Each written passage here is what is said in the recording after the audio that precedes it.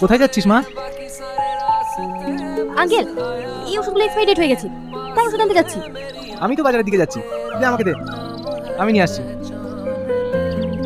যা তুই ঘরে যা।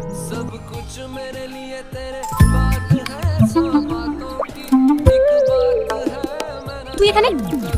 তোকে একটা কথা বলতে আসলাম। খুব তাড়াতাড়ি আমাদের দুজনের বিয়ে হচ্ছে। তোকে কতদিন পরে তুই আমাকে ডিস্টার্ব করবি না? দেখ, আমি তোকে ভালো ভালো বলছি, তুই আমার পিছু ছেড়ে দে, নাহলে কিন্তু আমি থানায় যাবো। আরে রাগ করছিস কেন? আমি কি তোকে খাওয়াতে পড়াতে পারবো না? আমার দুটো টুকটুকি আছে, দিনে 1000 টাকা ইনকাম করি। তাছাড়া বিয়ের ব্যাপারে তোর আব্বার সাথে সব কথাই হয়ে গেছে। আমি তোকে বিয়ে করবো সেটা আমি ঠিক করবো, অন্য কেউ না। আরে রাগ করিস না, তোর আব্বা আমার সঙ্গে বিয়ে দেবো বলেই টাকা নিয়েছি। আরে বিশ্বাস হচ্ছে না? তোর আব্বা তো ওই টাকা দিয়েই মদ খায়। আমার বিয়ের ব্যাপারে তোমাকে থেকে বলেছি? তুমি বাপ, নিজের মেয়ের সাথে বিয়ে দেবো বলে টাকা নিয়ে তুমি সেই টাকাতে মদ খাচ্ছ?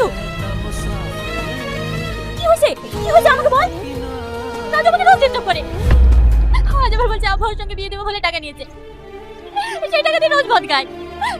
আমি তোমাকে কতবার বলেছি যে আমার বিয়েতে তোমাকে ভাবতে হবে না, আমার কখনো যদি বিয়ে না থাকে তাহলে আমি বিয়ে করবো না, কিন্তু তোমার মতো ভাবতে আমার বিয়ে। তুমি একটা কথা কান করে শুনে রাখো, তুমি আমার মেয়েদের ব্যাপারে রাগ করলে না, নাহলে তোমাকে কবে ভাতের সাথে বিয়ে দেবো। তোমার মতো স্বামী না থাকলে চলবে।